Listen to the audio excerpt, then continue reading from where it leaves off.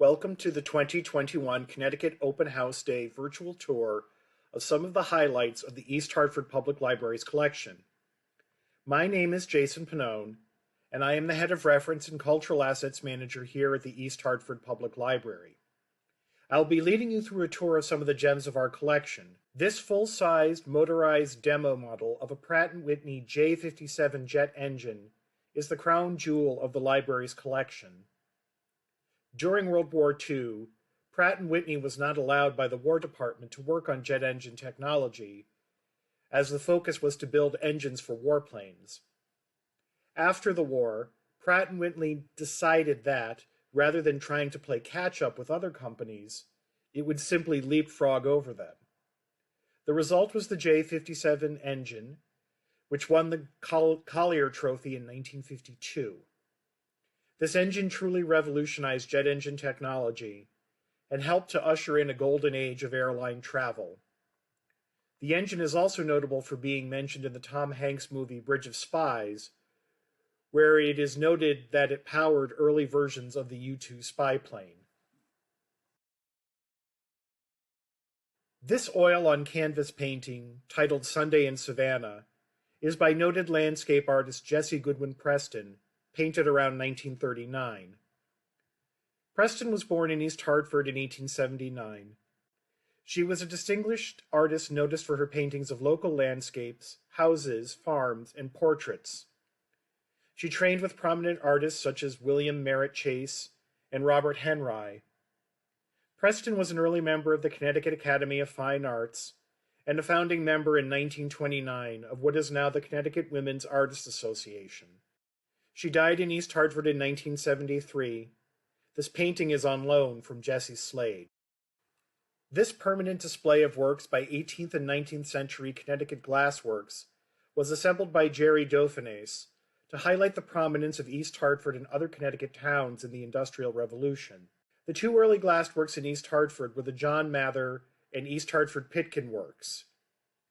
This display of glass includes some examples of the types of bottles produced nearby, as well as shards excavated from the sites of the glassworks in questions.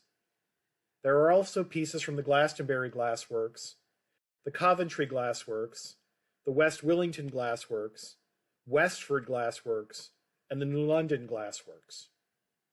Note the different shapes of the various glassware in our collection. The colors come from impurities in the sand used to make the glass. Often these distinctive colors can be used to identify the manufacturer of origin for glass bottles and containers. Also present in this exhibit is a related item of interest. This original 1764 document is an arrest warrant for a John Hobson, a colonial tax collector of Colchester, Connecticut, for not submitting the taxes that he had collected. It is written in the hand of William Pitkin III, then the deputy governor and justice sheriff. It is also notarized by Joseph Talcott, a founding member of the town of Coventry. William Pitkin III would go on to be the last colonial governor of the Connecticut colony before the American Revolution. Most notably, the Pitkin family supplied gunpowder for the Revolutionary War effort, but they were never paid. In compensation, they were granted sole privilege of producing snuff and glass to package the snuff for 14 years, along with tax-exempt status. William's son, William IV, and his nephew Richard, son of Joseph Pitkin, were instrumental in starting the East Hartford Pitkin Glassworks, which are located in what is now Manchester, Connecticut. William Pitkin III is buried in the Historic Center Cemetery just north of the East Hartford Public Library. To read a brief history of each factory, visit the Museum of Connecticut Glass site at www.glassmuseum.org. Pratt & Whitney has been a cornerstone of the East Hartford landscape since 1929. Items in this case highlight artifacts and other items related to Pratt & Whitney's long history. Pratt & Whitney's fame rose with the Wasp engine.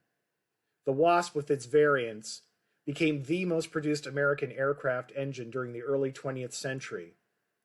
Nearly every American warplane in World War II flew on some variant of the Wasp engine, or its larger brother, the Hornet being the origin of the East Hartford High School mascot.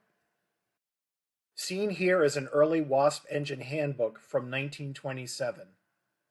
Later editions of this handbook would grow in size and be labeled as classified during World War II.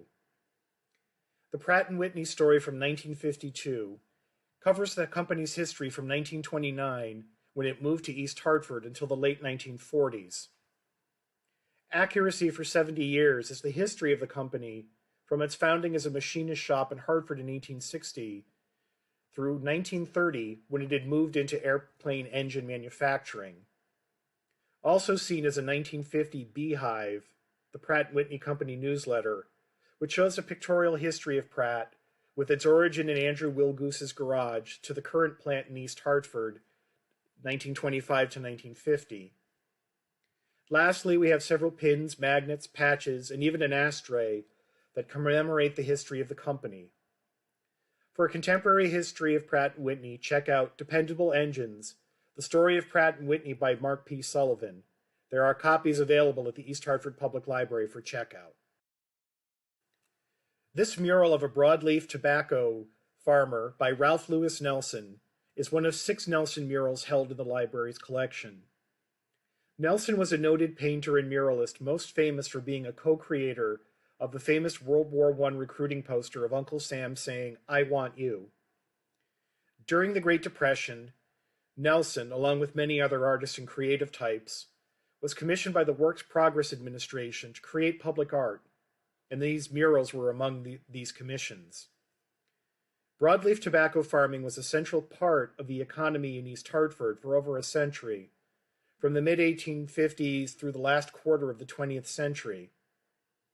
Considered the finest cigar tobacco in the world, Connecticut broadleaf was grown extensively along the Connecticut River Valley, from Portland, Connecticut to southern Vermont. Fortunes were made on the growth of the finicky broadleaf tobacco plant, which originated in tropical Sumatra. Thanks for joining us in this virtual tour of some of the holdings of the museum collection of the East Hartford Public Library.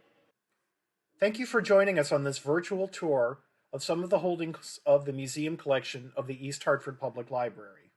While the museum collection is not open to the public as of the time of this recording in spring 2021, we hope that viewers will be able to soon visit us in person to see these treasures.